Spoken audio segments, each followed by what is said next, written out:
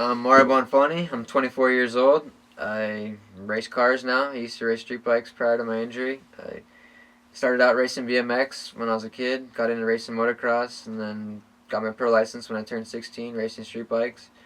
And prematurely graduated from two wheels to four when I was 17 years old. I had an accident on a bicycle and unfortunately broke my neck, became a quadriplegic, and now I just picked up the pieces and put them back together and kind of doing what I want to do for the most part. And what I've always wanted to do is race, and it's always been my passion. So I'm trying to make that passion out of my career, career out of my passion more so. Basically, everyone, kind of thought I was crazy when I originally got hurt. I woke up kind of expecting to walk out of the hospital. Told my dad to have the bikes ready for Daytona, and I guess they had me on some pretty good drugs or something or whatever it was. I just didn't really realize, didn't set into me that I'd broken my neck and that I wasn't going to be walking out of there in a couple months. But I guess what's kept me sane this whole time is the fact that I've taken the injury as just another injury, and instead of taking it as a lifestyle change, I guess it really is, I've just kind of worked towards getting back to the track again and getting back towards doing what I love. And my passion has always been racing. So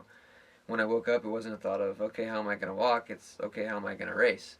And just had to figure out how to do so with what I was given, and I was given a lot less than the things that I was blessed with before, obviously, and had to figure it out. So just worked towards. It's been a long 7 years, but now we finally have the controls where they need to be, to where I think I can go out and piss a couple people off. That's for sure. So just the fact of being out there.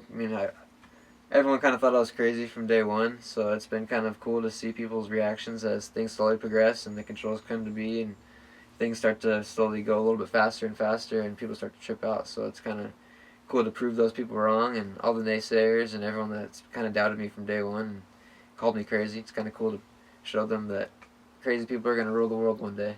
So yeah, basically I designed a set of hand controls so I can go out and race competitively. There's the generic set that I ran for a season and was only able to drive about 60%. So I designed a set around my strengths and weaknesses. Being a quadriplegic, I don't have use of my hands and such, and other muscle function, muscle groups. So I had to develop them around my strengths and weaknesses. And basically, it's a twist throttle, and left side you push forward for brake, and you're able to control the upshifts and downshifts and maintain both hands on the wheel at the same time. So it's kind of an ideal setup to be able to have the most control over the vehicle and try to compete at a able-bodied level, if not better. So what I'm looking to do is hopefully get the ADA to have to come and reapprove the podium standards and have them put a ramp on it, so they're tired of picking me up. So that's the ideal goal. And as far as with Keep Em Spinnin and the whole company business goes, what we'd like to do is get 100 different individuals on the track and give them the opportunity to go out and have a good time and indulge in things they wouldn't normally get to indulge in. So whether you're quadriplegic, amputee, paraplegic, or whatever it may be, we'd like to be able to help you out and have you come to us and say, this is what I can do, this is what I can't do, this is what I would like to do, and be able to help you achieve whatever goals you're looking to basically conquer. And we're hoping to possibly rattle some cages and piss a couple people off and win the championship. That's the ideal goal this season, so see what happens.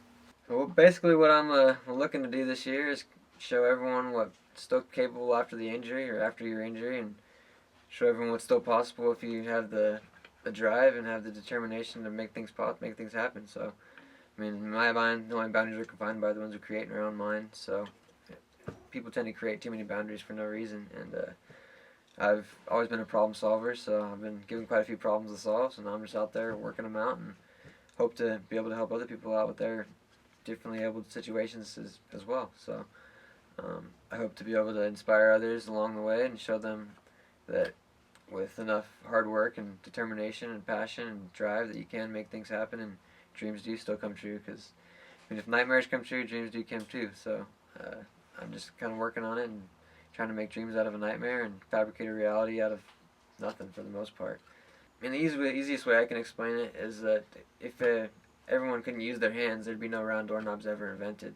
So it's just kind of a different perspective and a bit different way to look at life, and it give you a different outlook. So I just want to show people that you can still do whatever you want to do, as long as you figure out what you want to do, how you want to do it, and figure out the way to do it and practice and apply that, and you'll be able to do pretty much whatever you want. And in my mind, like I said, there's only boundaries are confined by the ones who create in their own mind, and people tend to create too many boundaries for whatever reason. So I just want to be able to break those boundaries or show different ways around them, and just give people incentive to think in a different way and look at things from a different angle and think outside the box for the most part, and show them that just being that I am differently able, there other people are in different situations, that life's not over, that you can still do whatever you want. It's just a matter of how bad you want it for the most part. The whole getting people behind the car, getting them in the car, getting them on the track, and just giving them the opportunity is one thing, and it's awesome. I can't wait to get people out there and racing them as well, but it's more so a carrot to give them incentive to be able to, once they're out there on the track and driving and doing their thing and seeing that they're still capable of doing that, then it kind of gives them a perspective of what they're still capable of doing outside of the car and outside of what they're doing now. So it's just kind of like shows them to think in a different way, because if they think, okay, well, I could drive a car at 100 miles an hour, 150 miles an hour, what else can I do and how can I do it? And just kind of gets them to start thinking of like what they can and can't do and what their strengths and weaknesses are and what they want to do, and figure out the way to do it. So whether it's driving a car or jumping off a plane or riding a motorcycle, we would like to be able to help accommodate those goals. So that's what we're looking to do. Keep 'em spinning is a lifestyle. It's a motto. It's just basically never giving up on whatever your true heart desires and just working towards it and progressively moving forward. Whether you're going 5 miles an hour or 500 miles an hour, as long as you're working towards whatever you want to get to, that's all that matters.